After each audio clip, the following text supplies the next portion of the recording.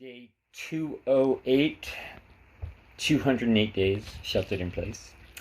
Um, Back in the 90s, early 90s, I was in Chicago and I worked for the John D. and Catherine T. MacArthur Foundation. Worked there for about 5 years. Um, and I first started as a temp. It was school year was over, and I was debating whether or not to stay in Chicago for the summer or go back to Massachusetts, and didn't really want to go back to Massachusetts because it's Massachusetts. Anyway, so I didn't know what to do, and I remember I was like walking around, and I was just like aimless, and I didn't have anywhere to go. I didn't have a job. I didn't know. I was just feeling down, and I bumped into Paul Stovall. Paul Stovall was at DePaul Theater School, and later went on to play George Washington in the touring company of Hamilton. I think it was the Peggy tour. I don't know. And Paul's like, have you thought about looking into getting a temp work? And I was like, I don't even know what that is. And so he told me about temp work, and I went down and went to a temp office, and I did their typing test, and a couple of days later they called me and said, we have an assignment for you. It's a place called the MacArthur Foundation. And I said, oh, I didn't know who they were. And she goes, you may know them. They're very philanthropic. And so I go to this place, MacArthur Foundation, and I report to my person I'm supposed to report to, Lucy Blanco, who was the executive assistant for Woody Wickham, vice president of the general program. They did a lot of media grants. And Lucy said, okay, so we had a lawyer here. He was great friends with John MacArthur, and he just died a couple of months ago, and we need someone to go into his office and organize it and catalog it and archive it, all the files. I'm like, oh, okay. And she's like, we just can't go in there. It's like his assistant is so emotional about it all. So I'm like, okay. And so I had a 2-week time limit to do that. And I went in, I did it, and they were all very hesitant to go in his office. They held this guy like up in high esteem. Incidentally, the movie Tucker and His Dream is based on Bill Kirby, I believe. At least that's what I was told at one point. So Bill Kirby was the lawyer for John D. MacArthur. John D. died in 1978. Bill Kirby died in 1991, I guess, or 90. I'd clean out his office. So I'm like, well, I'm all done. It's a week early. And she's like, okay, well, just, sit over here. So she had her desk, and then there was like this little typewriter behind her at another desk, and I just sat there. So she's in a bigger chair and a big desk, and I'm in this little tiny chair and a little tiny desk right behind her. And like sometimes she'd be like, oh, can you write this? Can you type this label? I'm like, sure, I'd love to type a label. I'm sitting there doing nothing.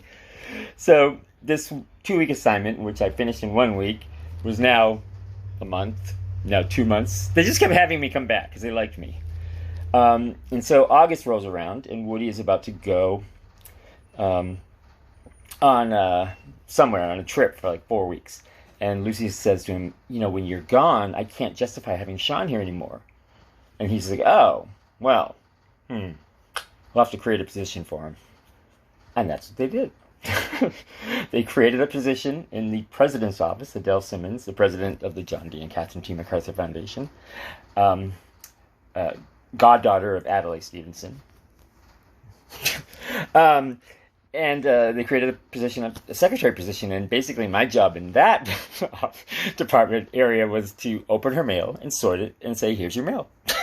It was ridiculous. And I made $18,000 a year for that. And then that was my first year there, and I was, 19? And eventually it grew into doing research for her and writing and, doing a whole bunch of other stuff. But initially it was like pretty lame. Pretty lame. So, this is my point in my whole story here.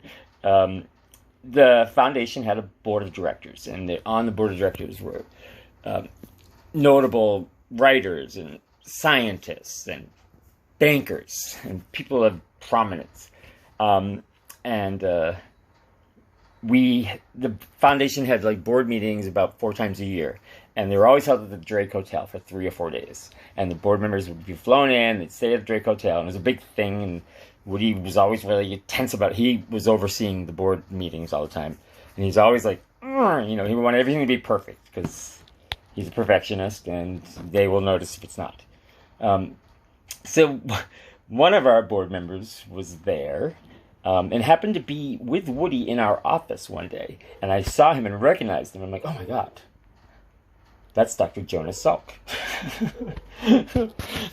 Dr. Jonas Salk, the inventor of the polio vaccine, the man who saved the world from a pandemic, if you will.